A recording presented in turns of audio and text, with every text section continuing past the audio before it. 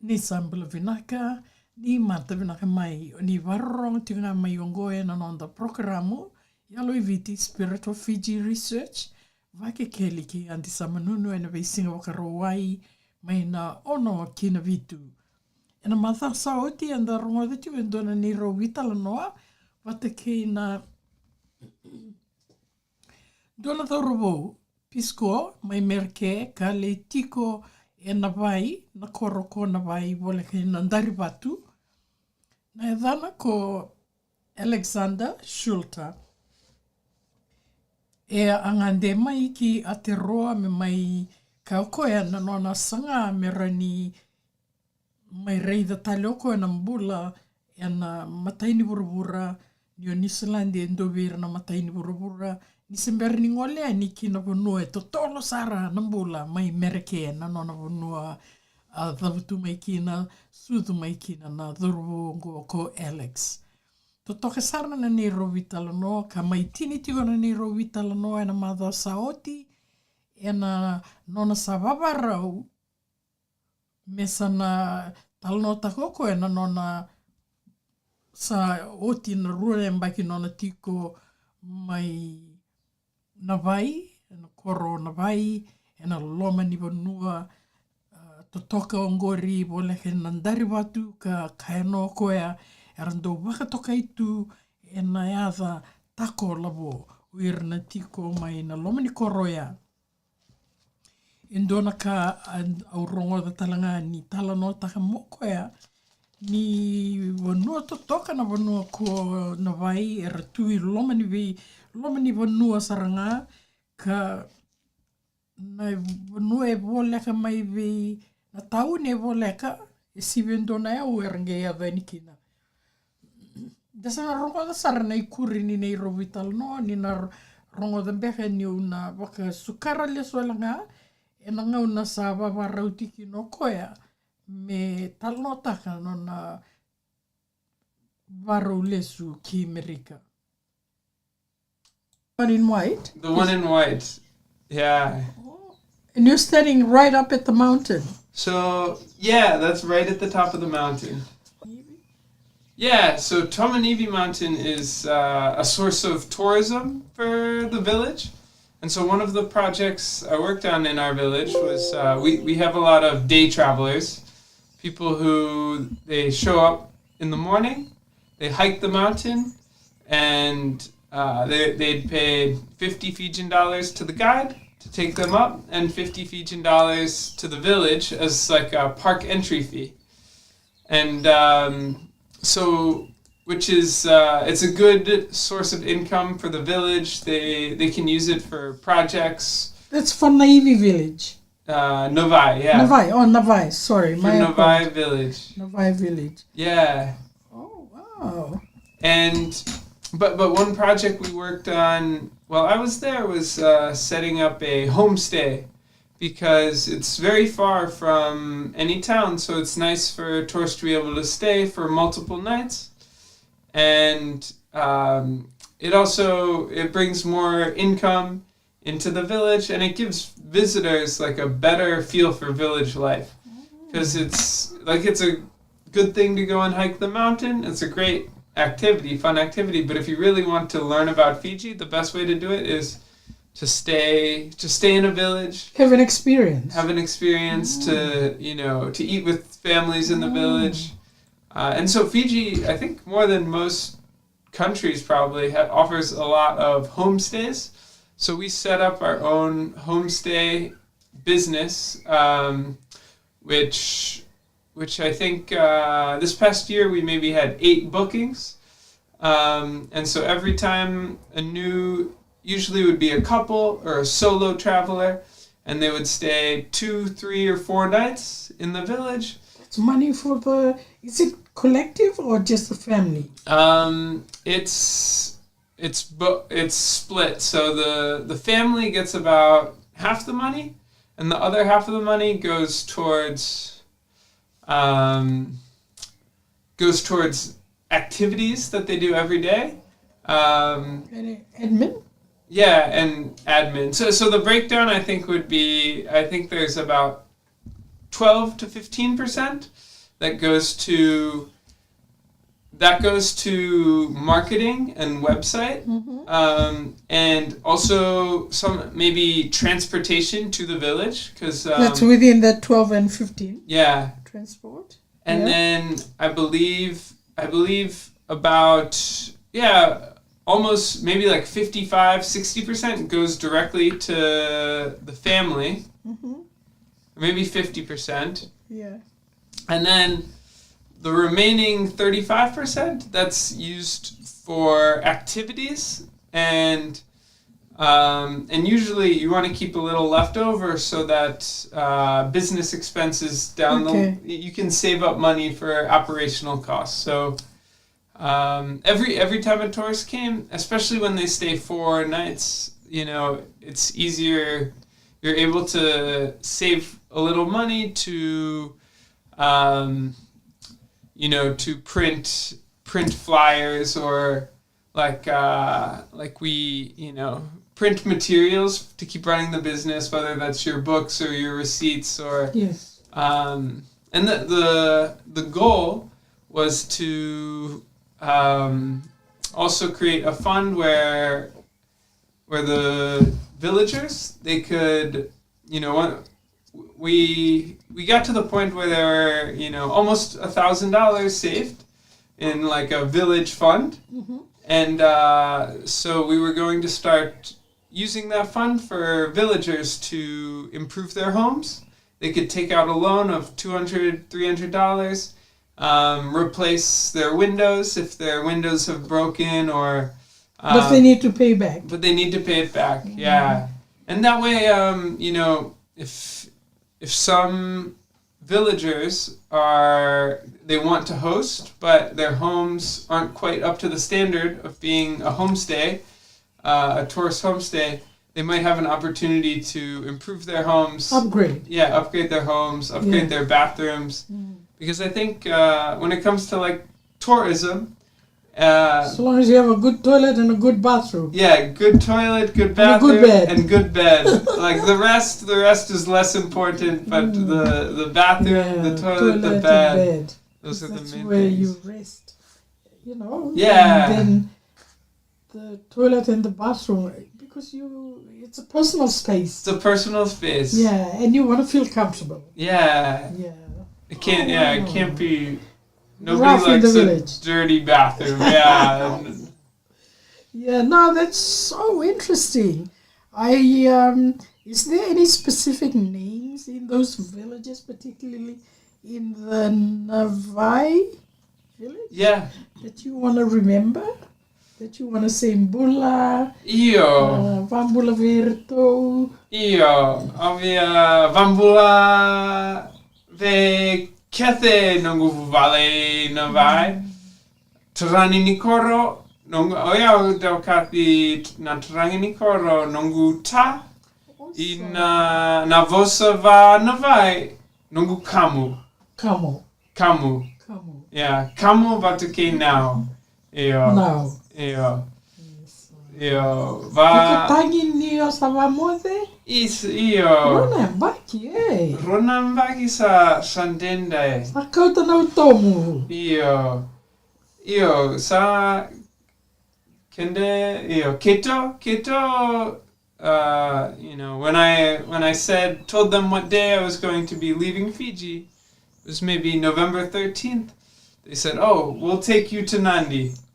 And so when we went to Nandi, it was maybe 25 people from the village, 30 people, all in the truck, and we spent the night in near Nandi airport, drinking kava, telling stories, and woke up and. What time was your flight? My flight was about noon, 12 o'clock. Yeah. And so, had breakfast and then a few more bowls of kava and then drove to the airport. And yeah, it was it was a very emotional goodbye, and hugging my aunts, my uncles, because when you move to a Fijian village, they'll assign you kind of your family members, like your place in the village. And so almost everyone I would call aunt, uncle, and we also in my village and places in Ra, Naitasiri, we have Tako Lavo. Tako Lavo. Yeah. So it is like the father's side passes down Tako Lavo. So if your father is a Tako, you will be a Lavo. And if you are, if your father is a Lavo, their children will be Tako. So it changes every generation. What does Tako mean? It's just it signifies like, so if I'm a Lavo, every Tako, they will be like my parent. Yeah. So even if it is, another village, but they use Tako Lavo, that is my parent. So you can say, and then if it is Lavo, you say, Oe, Kindaru Vetatini. We are siblings. So it is a way to track which generation you are from in that part of the island. That part of the island. Yeah. And so, I say that because, it's like I called, everyone in the village I called aunt, uncle, or Tako Lavo. So I knew, your relationship to them, and you feel like part of a big family. Yeah. Just a few weeks ago, I saw some articles, some dialogue happening on social media, and someone said, "Do you know the people we're talking about? Where did we originally come from? The indigenous Fijians." Yeah. And they said, "Do you know that the people who are origins in Fiji, they are the Tako Lavo people." That is, I heard that. And I've never heard that before. And whoever, it's not something I heard a lot, right? But I heard, somebody told me that, and they say, but we don't say it to like other people because you don't want to say, no, we are the first people, we are more important, but we think that is true, that the Tako Lavo were in Fiji the whole entire time. Yeah. And then others came from Tanganyika, from, the 5 waves. Have you heard of the 5 waves? No, I have not heard of the 5 waves. The Fiji, they say, you come from Taiwan, but it's all linked to the 5 waves. Yeah. One wave came through the Melanesian island from Tanganyika. Yeah. But nobody has studied, because I did some research. Yeah. I did a mini research on, are we Melanesian or Polynesian? Yeah. Fiji, indigenous Fijians. And I tracked the Tanganyika story. Yeah. But I couldn't find a connection between Tanganyika and Melanesian, like the group of Solomons, direct, where a journey came from there. It's somewhere there, because the Australians, Aborigines, we're all sort of Melanesian group, but nobody has said that the Aborigines are Melanesian, but I think they are. Yeah. Like that grouping of people. And so that wave, I concluded that we were Melanesian. We were interlinked to Vanuatu. I trekked Fiji. We came through Papua New Guinea. And then as we came, some went to Honiara, Solomons, Vanuatu. Yeah. And then we went en route to Fiji. Yeah. And then and the lapita, the thing that was used, one Yalo-i-Viti in New Zealand, the Miss Shaw, who came to our village, because I used her. Yeah. I was small when she came to our village. She was doing something on museum. And she was the one that came up to Elisapeci and found the Natanuku mandible. So if you look up Natanuku mandible, it links to Elisapeci. I think it's Natanuku. Yeah. If you've heard of Natanuku, the mandible, she was told while she was working in Fiji to go up and see they unearthed some human remains sitting up. Yeah. So she took the upper jaws and took it to Hawaii, and between her and the Hawaiian professor, they did an analysis. That was our kind of lapita. Yeah. That affirmed that we were there before the Lapita on the coast. Yeah. Which is, so that predates the Lapita, which is on the coast, which is more from Samoans or wherever. There was a lot of interaction there. So when you're saying that, and I'm saying, I just heard a few weeks ago that the Takolavo are the people that lived in Fiji. The 5 waves, I think the 4 other waves came in. Yeah. But Takolavo was a group of indigenous Fijians already existing in Fiji. Yeah, I think that's right. And if you trace like if you look at a map of Fiji, you could, I think, draw one map of where Tako and Lavo live, and it's like, I think it would be one migration pattern starting from Ra province right up to to Serua, the border of Serua and Singatoka in the inland. Yeah, right. Koro Levu. Yeah. That's where my mother is linked. Yeah, and because they call the Tako Lavo those interior people. Yeah, that's so it comes right down. Yeah, so it's the whole, especially the very interior of Fiji. Yeah. So when you talk about certain groups in Nandronga, Navosa, Serua, they, like my mother's maternal link is, like I was telling you about foundation, the Yalo Foundation. Yeah, like my father is Yavona Sima. Yeah. In Tikinovuna or Vanuavuna. Mum's from Navai Koro Levu. No, N-O, apostrophe E-I. Noe. Navai Koro Levu. And Navai Koro Levu is like Zolo of Nandronga and Serua. Yeah. In there. They still call themselves Tako Lavo. Yeah. Yeah. They call, it's like a pet name that they use. Yeah. And now you're explaining, and I'm beginning to go, so that's what Tako Lavo means. Yeah, maybe, if I go back to Fiji, maybe I can do research on the Tako Lavo. When you're doing your PhD. Yeah, if I do a PhD one day. Yes, Tako Lavo. Yeah, and then it is, like I was saying with the family, if you are on the bus in Lautoka and you say like, oh, which part are you from? And you say, oh, I'm from Ra, this village. Or we had some Peace-Corp volunteers. One was in Nailawa. And he said he was Tako, like in my village I was Lavo Lewa Moli.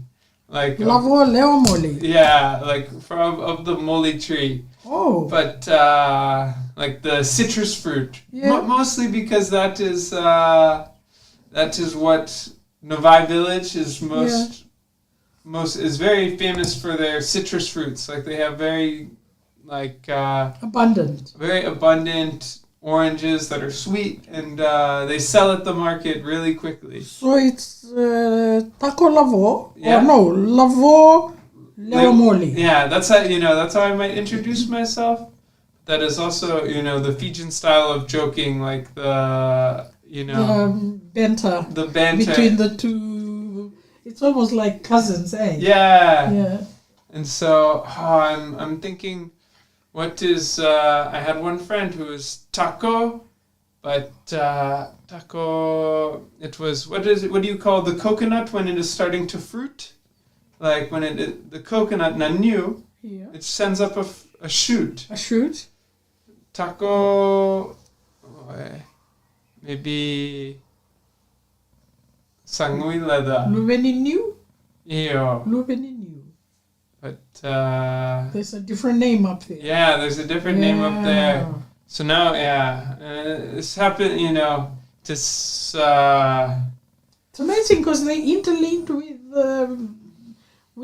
vegetations and things like that. Yeah. It's amazing. Yeah. And so, Yeah, but anywhere you go, if you meet a Taco Levo, it is like your family right away. It is like in New Zealand, if you meet someone from Fiji, right? Yeah, like you. Right away. But even within Fiji, like, everyone is friendly in Fiji. But if you meet a Taco Levo, someone from your... Even closer. Even closer, yeah. Oh, wow, it's like a click clan. Yeah, like a click clan. Yeah, just like, Tabayuni, if you were in Viti Levu, like Suva, and you meet someone else from Tabayuni, you will say, yeah. I know, yeah. Yes, you will be extra friendly. And, even here in New Zealand. Yeah, you meet people from Tabayuni. Yeah. It's almost immediately you become in the close circle. Yeah. Yeah. Which is, different from, like, the USA. Well, you hardly, it's like, let's see. I in my maybe 2 weeks, so last month, there was one tourist who visited from Chicago, and my mother's family is from Chicago, so when we met, we said, like, oh, you're from Chicago, how far away? 30 minutes on the bus, no way. And you talk with the same dialect, you use the same words, so yeah, when you meet someone who like is from close to home, like it is just, you can become friends in the snap of a finger. Yes. Yeah. Oh, wow. I'm listening to you, and you've been uprooted from a first world country like America and placed in a third world. Yeah. How did that feel? So it takes some getting used to because, like, things you take for granted, like hot showers, or running water. Like, there will be lots of rain in Fiji, or there will be no rain at all, and the water will go out. And so you have to, walk to get water. So, like, things like that are really, new and maybe not, I don't know if they're shocking because you kind of know that ahead of time. You've been taught that? Yeah. Were you told in the preparations of your coming to a third world? Yeah, especially because, you're taught that in preparation to coming, and... but when reality hits you, you go, oh. Yeah, and it, it makes you think, about, like, disparities in... it makes you think about people in the U.S. who are building mansions, right? Giant houses, and it's like, okay, why are people spending money on meaningless cars, or when other people, do not have clean access to water? But at the same time, I grew up in a place in America that had a fair amount of money, was close to New York City. Like good schools and really, like people were in big houses, but I can't say people were any happier, right? Like you go to a Fijian village and they got nothing, but they are happy. Yeah, they are happy, and it's not, and like if you go to where I grew up, a place in New Jersey, Summit, New Jersey. Like, every family is different, right? And so sometimes you go to a friend's house and the father, he is very stressed, right? Like he's very stressed about work. Or the family does not get along. The husband and wife, they argue with each other. But other families, they live in the same community, but the husband and wife get along. And it's easier, you're like, oh, this is a happy family. And the same is true in Fiji where, I think plenty of families are very happy, and people, they have a lot of freedom there because people are their own bosses because they are farmers, and, they always have food to eat. So even if singing a lingo, right? There's no worries. There's no need to worry. Farm. Yeah. But you know, if you look from one household to the other household, you will see, okay, some houses are happier than others, and it is a lot of what it is about is relationships, and maybe, you know, relationship, how much, if you, those types of things can really create a lot of like anger, or they can, if someone is, you know, drinking or you know, like right now, drugs are becoming an issue in Fiji, and that can really break up a family. So I would say, like, you know, moving from the US to Fiji, really it depends household to household, like people, you know, but I'd say, like, in both places you have the opportunity to be very happy. And I'd say Navai Village, where I was it was one of the best communities I was ever a part of. Wow. And people were, like, generally happy. Yeah. You did mention in our dialogue that it had only how many houses? Maybe 60 about 60 households. Yeah, about 60. Pretty like a niche village. Yeah.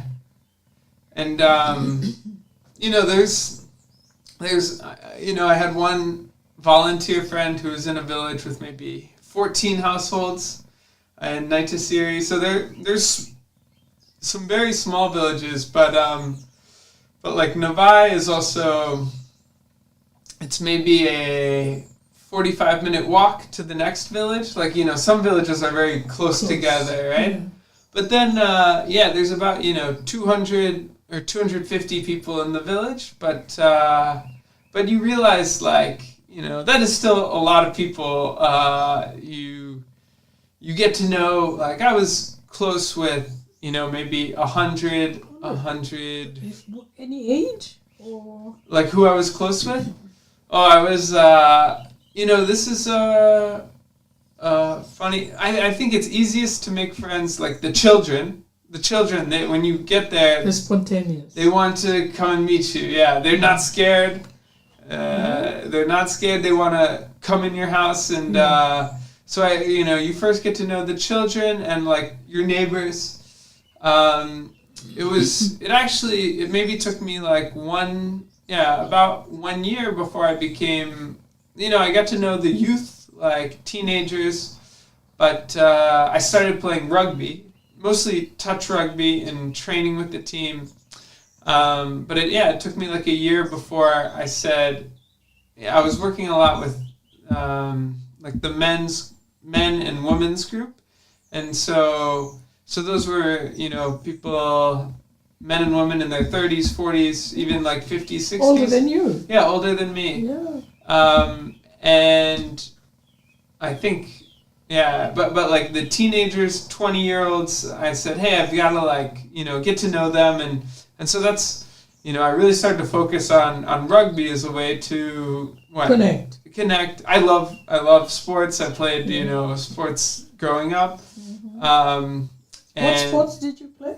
I played, like, basketball. You did basketball? Yeah, I played basketball, and your daughter is a big basketball player, so but my main sport was a sport called lacrosse, which is it's like you do. Yeah, it's a little bit like field hockey, but it's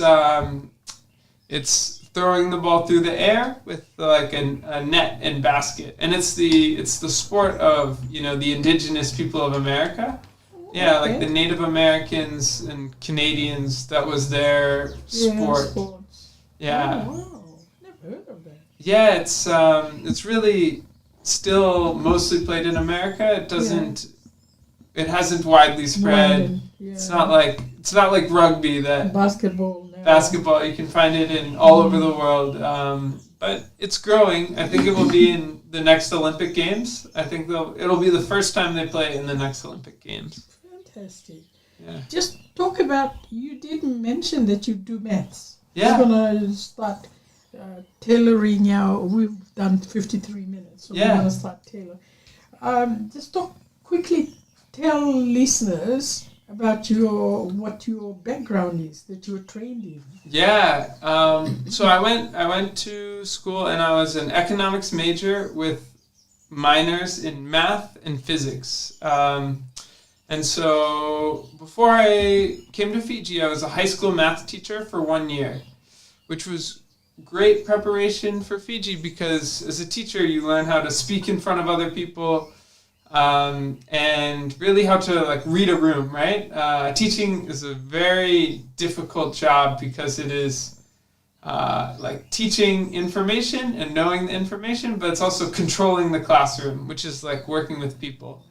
And so the program working on and personal money management. So a lot of times I would be, talking in the village hall to a big group of people and explaining like concepts about, your farming business. And, I would try to do examples like, okay, if you harvest, 10 bundles of taro and sell it at the market, like let's calculate transport costs, I think one bundle of dalo might go for, I'm forgetting the numbers now. About 15 or 20. Yeah. It's expensive. It used to be 5. Yeah. But I hear it's gone up. It's gone up. A nice, decent size.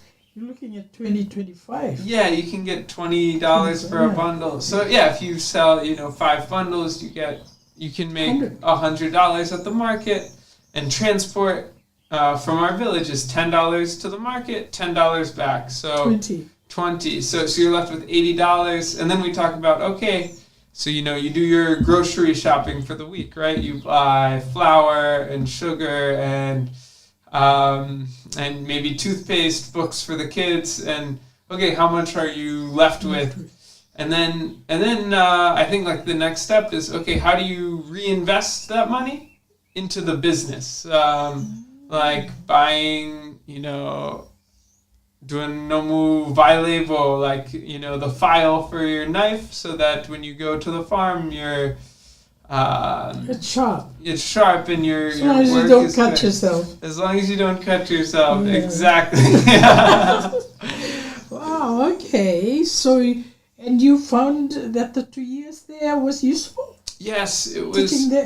Handing over that information. Handing over that information. So I think the hard part is that it takes a long time to kind of know the rhythm of the village. And so like certain times of the year, like Christmas, New Year's, people are not thinking about school, learning. And then the other difficult part is, they have lots of family commitments, church commitments. And so what you need to do is you need to work in the places they're already meeting. And so I did find like there were some useful lessons with the women, some men who, worked on their farms. But, also just attending women's group meetings, youth groups meetings, being a part of the rugby team. Like, I think at the beginning I said the Peace-Corp is about like meeting the needs of the country for like specific, maybe personal money management, but also about cultural exchange and friendship. And I think like when I was leaving the village, our Tarani, he said, what Alex taught us in his time here is na Veimaliwai Vinaka, like, which is like sharing stories and friendship with, he said, with every age group, kids, older adults, young adults, and like being on time and time management. So like I say that because some people were able to take things away from lessons and apply them to their business or their household, but I don't think that's what I'll be remembered for in the village. I think you're remembered for how you were as a person every day, how people related to you, and the big project. The biggest project we completed there was a health center, which was a really big project, and it opened this October, so just last month, and the health center, before then was about an hour away. So it'll make the lives of, especially for women and children, getting healthcare, it'll make it a lot easier for them. Yeah. So did they sort of take your fingerprint, your hand, and make it into stone? So this is Alex's hand. In the cement, they should. Yeah. They all said, "Oh, we'll print one big picture of you and put it in the health center." And I said, that's okay. But when I left, I left them one photo album, a book of photos from my time in the village. Oh, wow. And and in the village office, there's one, photo of me.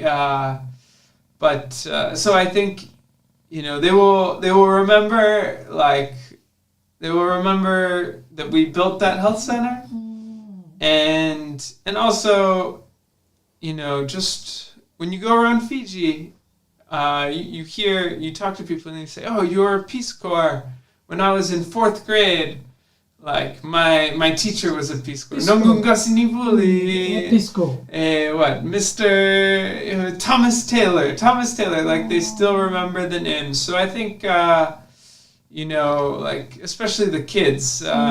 Kids will have a long memory for things like that. Yeah. Yeah. We're on to our final, because we aimed for an hour. We are now 25 seconds over the hour, but just to wrap. Yeah. Is there any final words you want to say that you want to say on record about your family, your loved ones in America, now that you're heading that way, yourself? What are some of the good moments you wish to record, maybe? Yeah. And those you want to say, Mother, Sototale. So. And we'll wrap on that note. Yeah, I'll start just by, going back to this idea of family and community building. So that's one thing that Fiji does better than any place I've ever been, is maintaining community. And they do it, just through hugging each other, especially the children, right? And they value their weddings, their funerals, and I think that's the most important part of their culture. And us in the U.S., people are much more focused on their career, their work, and people like a child growing up in the U.S., they really only have their parents, maybe an aunt and uncle for support, but in Fiji you have the whole village. So I think going back to America, I'm going to take that idea of the extended family and really growing your community back to the U.S. because it's an important lesson, and so I'm glad Fiji was able to share that with me. And I think the one question you always ask is, okay, can you have, both the community and that financial well-being? Are you able to have them both? The balance. Yeah. And then as far as, going back to do Christmas with my mom and dad and family. Exciting. Yeah, it will be so nice, just Talanoing, right? Sharing stories. I think it is really the people that make your experience in time. And so I would just like to thank the people of Navai who they really showed me a lot of love during my time there, a lot of support. Na tako lavo, Viti Levu. And Lavo moli. Lavo moli. I remembered it's tako liwa vara. Vara. That's the sprouting the coconut. sprout of a coconut. Oh yes. Yeah, it's funny. Tako lavo vara. Yeah, I won't ask you what that means. Yeah. Yeah. And you can send me an email when you think you know the answer to that. Yeah, it was a pleasure to serve the people of Fiji. And you are recording this in New Zealand. And I'm recording this in New Zealand. How amazing is that? That's chapter 2 when you come back down this way, and we'll do. How did you end up in New Zealand? How did I end up in New Zealand? Yes, and there will, that is, I think the exciting part is, returning to Fiji one day, seeing how my village grows and changes over time. I'm going back to the U.S. to pursue carpentry, but, one day maybe I will build some projects in Fiji. Once you are a carpenter, you can work all over the world, And so I'm looking forward to one day revisiting Fiji, but always carrying it with me no matter where I go. Nice. Navai Levu, thank you for your time. And I'm signing off too. So, mote manda. Mote. And safe journey back to the United States to your loved ones. Especially your mom and dad. They probably have your stockings filled already. And it's been a blessing to have met you. And we can continue this in your next travel back to New Zealand. Yeah. So do you want to just say for those that are going, okay, he was in Fiji. How come he's recording in New Zealand? Very quickly, in a minute. Yeah,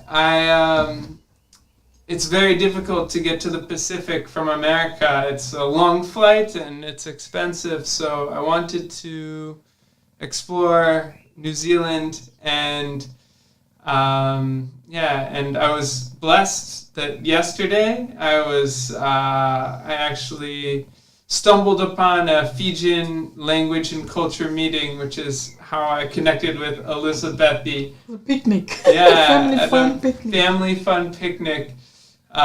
So I think the hand of God played a small role in me getting to meet some kind Fijians in New Zealand. And so, it's also a way to, U.S. has big cities. So this is a way for me to get used to city life again. City life in maybe smaller cities before I go back to a giant country of America. No, we came through Chicago in September on our way back, on our way there to Washington, coming back. I was in awe with the massive airport in Chicago. I thought it was like a space station where you're docking.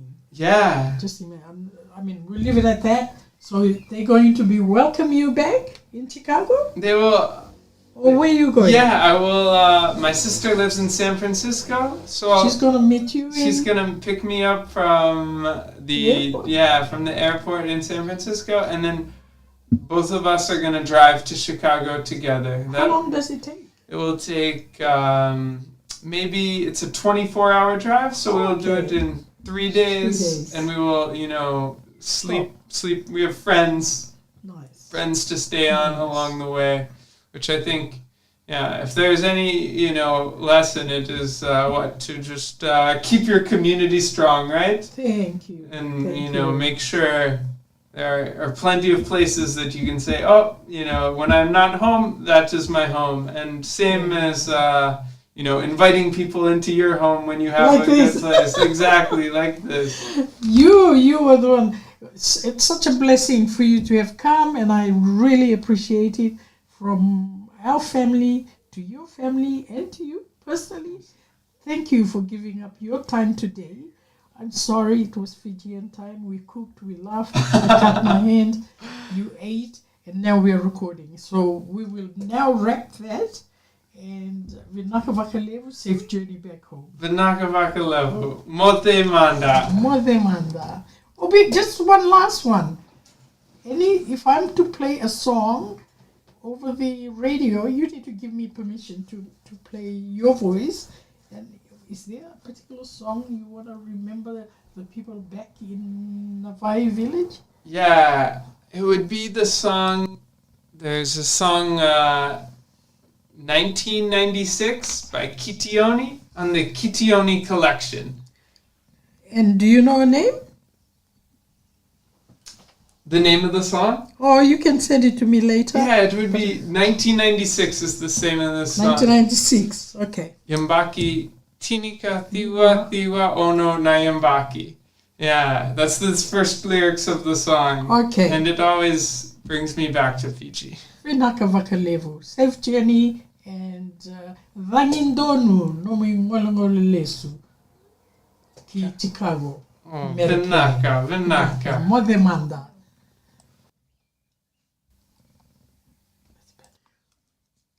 Sa mai tawa e ke ana ni ro Talanoa wat ki Andrew Shulter. Duana dhorwou e ngole mai waka Peace-Corp mai Chicago I Merike me vai ka tiko ni oko e mai New Jersey wasu I Chicago ka ngole mai waka Peace-Corp American Peace-Corp me mai waka e Viti ka e mbakirua nona tiko wali mai Viti levu na ngauna ni nona e mbakirua ea le tiko I Navai Koro o Navai e na lomani vanua ko Viti Levu. Ka wakatoka I tiko rana tiko I kia na tako labo. Weke mni na ngerongo. The mekana there. Menda waka na nanu tiko ni satukuni tiko. Go saranga o ira na kawani matatamata era tiko ngai Viti. Era sinlei lako talma indona vanua. E na kena tawani o Viti. Levu na Talanoa ia o ea indo tale na wakandidike me unange I lowa ni e nandona ngauna sa tumai. Me dhawana madhao ka tumai o ngonga na nomini indona vengaravi Elisapeci Samanunu angani vala wakamodi tika yani vikimni mai na nonda programu Yalo-i-Viti Spirit of Fiji Research vakekeli ki andi Samanunu e na Radio Viti e Aotearoa e na wakunda tau na Viti Council ki na Fijian Language Academy, Fijian Language Commission o wakamodi tika yani vikimni na wakamamasu me na maroro e na nonda wasa vaka-Viti ki na nonda I tobo vaka-Viti. Ke rawan indua na dhorwo wata ki Alexander Shulter me leivu lida na wasa e na loma ni mbai ni rua na embaki. Ia thawa o kenda. Tasavia lei drama na isulu ke na itobo e senga ni vaka-Viti dina sanda posa tunga wakawalangi sa kadibio rauno na tumbu-tumbu o